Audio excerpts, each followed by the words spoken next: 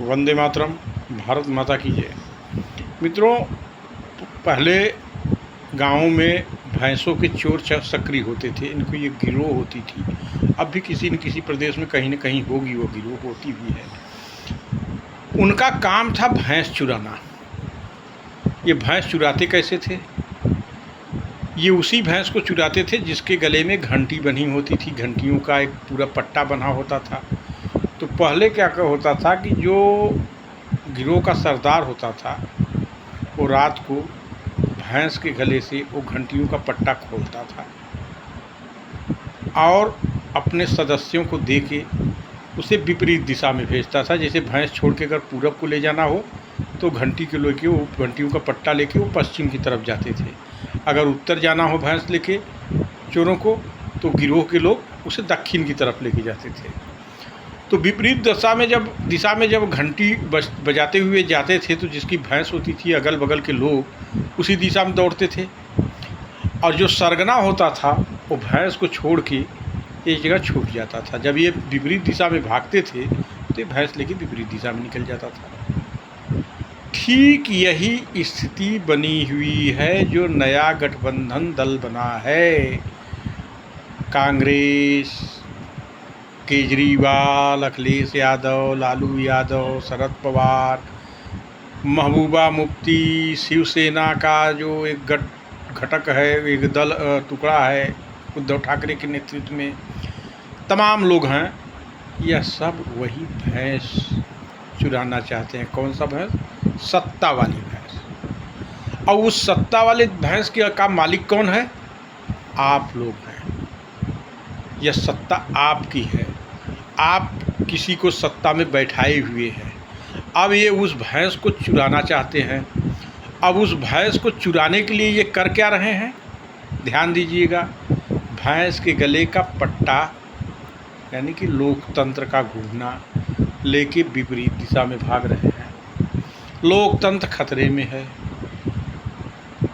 कभी असहिष्णुता खतरे में आ जाती है, कभी लोकतंत्र खतरे में आ जाता है, कभी भाईचारा खतरे में आ जाता है, कभी किरोसिन छिड़काव होने लगता है, कभी किसान खतरे में आ जाता है, कभी मजदूर खतरे में आ जाता है, कभी अनाज खतरे में आ जाता है देश का, कभी बिजली खतरे में आ जाती है, कभी अर्थव्यवस्था खतरे में आ जाता है, कभी देश का सरहद खतरे में आ जाता है। ये जो घंटी होती थी भैंस के गले की, वो घुघरुओं का एक लड़ी होता था।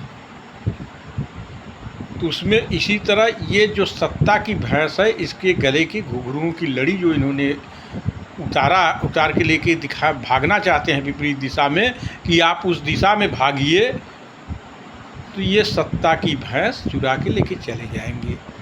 अब ये वो घुघरू लेके दौड़ रहे हैं दूसरे दिशा में और बजा रहे हैं लोकतंत्र खतरे में। दूसरी आवाज़ आ रही है असहिष्णुता खतरे में, सहिष्णुता खतरे में, फिर आवाज़ आ रही है सरहद खतरे में, फिर आवाज़ आ रही है आर्थिक स्थिति खतरे में, फिर आवाज़ आ रही है अनाज खतरे में, कभी आवाज़ आती है किसान खतरे में।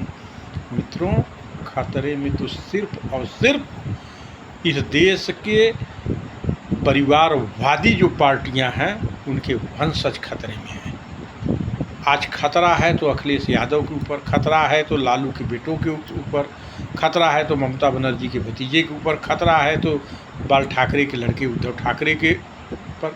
ये सत्ता से जब दूर हो गए हैं, इन्हें सत्ता में वापसी का चारा नहीं दिख रहा है, तो एक खतरे का नारा दे रहे हैं। और इनको यह पता नहीं है कि सत्ता वाली भैंस का जो मालिक है, ये मतदाता, इस देश की जनता जनार्दन, ये बहुत ही सतर्क हो चुकी है।